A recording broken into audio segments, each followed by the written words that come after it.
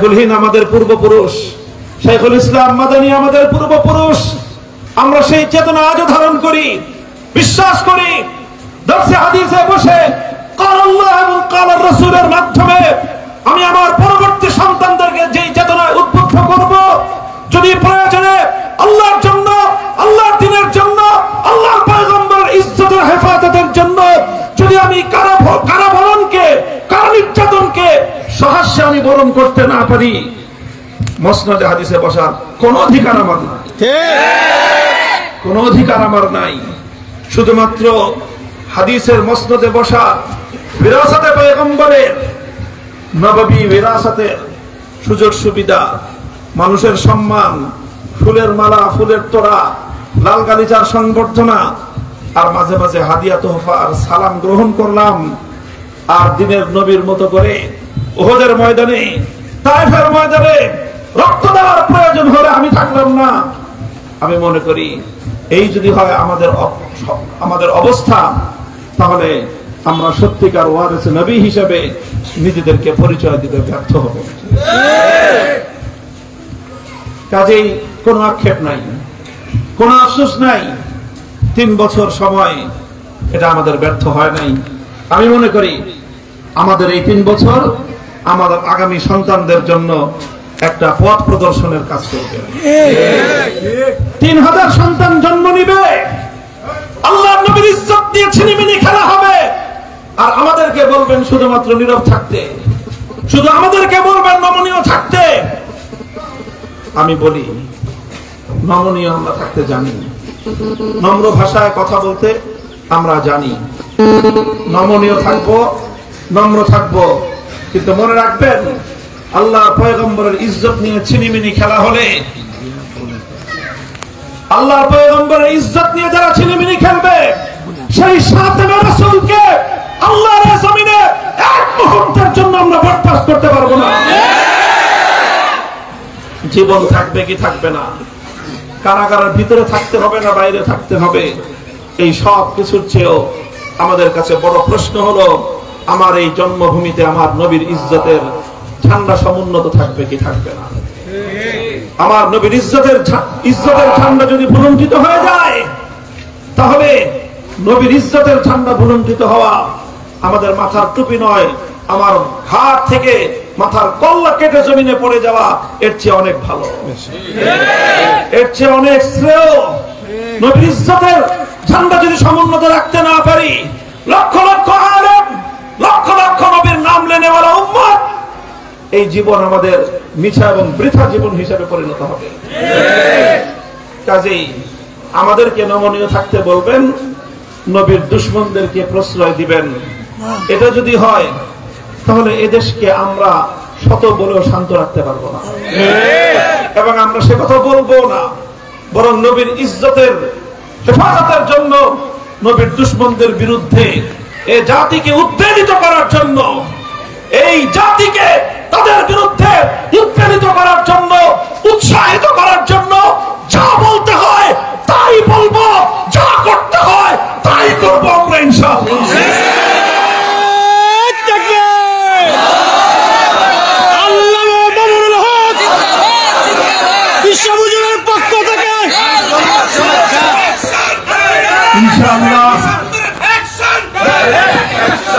আমাদের নিকটবর্তী আকাবির যাদেরকে আমরা দেখেছি, শাইখুল হাদিস আল্লামা আজিজুল হক রাহমাতুল্লাহি আলাইহি, তিনি কারাবরণ করেছেন।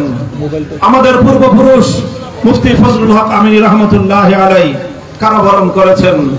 আমাদের পূর্বপুরুষ আল্লামা জুনায়েদ বাবুনগরী রাহমাতুল্লাহি আলাইহি কারাবরণ করেছেন।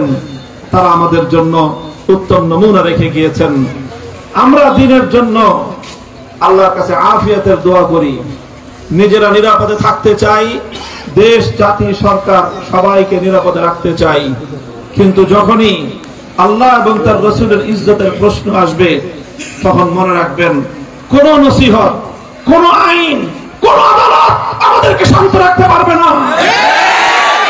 শান্ত থাকা আমাদের পক্ষে সম্ভব নয়, কারণ আমরা বিশ্বাস করি আমার নবীর শাফাআত ছাড়া আমার না দুনিয়ার জিন্দেগির সফলতা আছে, না আমার আখিরাতের জিন্দেগির মুক্তি আছে।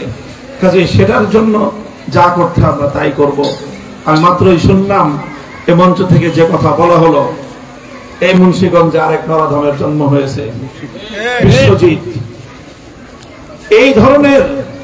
এই ধরনের বারবার তৌহিদি জনতাকে উস্কে দিয়ে দেশের ধর্মীয় সম্প্রীতি নষ্ট করে সাম্প্রদায়িকতার বিষ বাষ্প ছড়ায় কারা, তাদের বিরুদ্ধে যদি ব্যবস্থা গ্রহণ না করেন তাহলে এক মামুনুল হককে বন্দী রাখতে পারবেন, কিন্তু মনে রাখেন নবীর লক্ষ কোটি প্রাণপ্রিয় আশিকে রাসূল উম্মতদেরকে শান্ত রাখতে পারবেন না।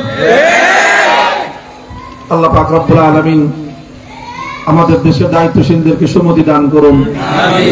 দেশটা যেন ভালো থাকে, শান্তিময় থাকে, দেশে যেন আমরা ইসলামের গৌরব নিয়ে বাঁচতে পারি। আমাদের কথা একটাই, ক্ষমতার মসনদ হালুয়া রুটি নিয়ে আমাদের কোনো টানা হেসরা নাই। আমরা চাই ইসলাম নিয়ে বাঁচবো, ইসলাম নিয়ে মাথা উঁচু করে বাঁচবো।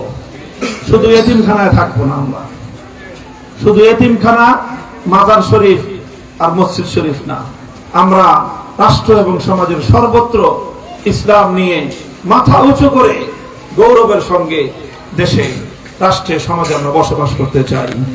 আমার এই কথাই আমি আলোচনা শেষ করব। ভাড়াটিয়া হিসেবে থাকবো না।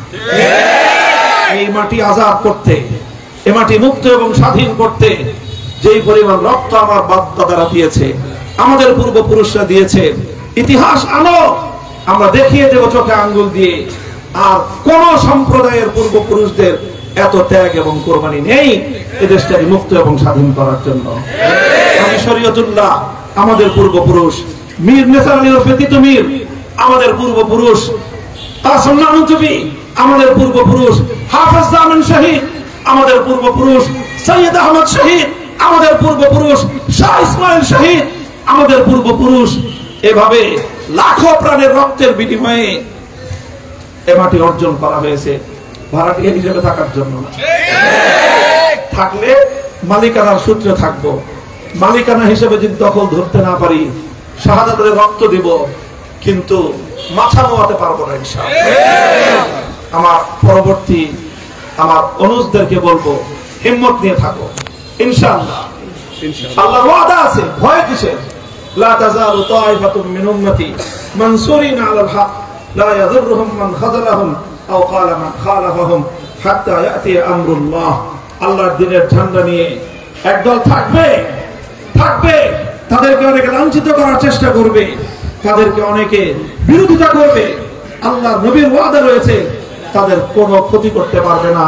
কিয়ামত পর্যন্ত আল্লাহর সাহায্যপ্রাপ্ত এই দল মাথা উঁচু করে বুক ফুলিয়ে পৃথিবীর জমিনে বিচরণ করবে। আল্লাহ পাক রব্বুল আলামিন আমাদেরকে তৌফিক দান করুন। আমাদের আকাবিরিনদের একে একে প্রায় সকলের বিদায়ের পর বাকিয়াতুস সালাফ যারা রয়ে গেছেন, হযরত পীর সাহেব হুজুর মধুপুর দামাত বারাকাতুহুম আলিয়া তাদের অন্যতম। আমি আমার পক্ষ থেকে আপনাদের সকলের কাছে দোয়া চাই। আপনাদের যখনই মনে পড়বে হযরতের সিহহাতের জন্য, দীর্ঘ নেক হায়াতের জন্য সকলে দোয়া করবেন। আমাদের অন্যান্য বুজুর্গানে দিন যারা এখন হায়াতে আছেন তাদের সকলের জন্য দোয়া করবেন। আল্লামা আহমদ শফি রহমতুল্লাহ আলাইহি সহ আমাদের আল্লামা আহমদ শফি রহমতুল্লাহ আলাইহি, আল্লামা জুনায়েদ বাবু নগরী রহমতুল্লাহ আলাইহি সহ আল্লামা নুরুল ইসলাম রহমতুল্লাহ আলাইহি, আল্লামা নূর হোসেন কাসিমি রাহিমাহুল্লাহ, এই সহ নিকটতম সময় আমরা যে সকল মুরব্বীদেরকে হারিয়েছি, আল্লাহ যেন তাদের শূন্যতা পূরণ করার ব্যবস্থা করে দেন।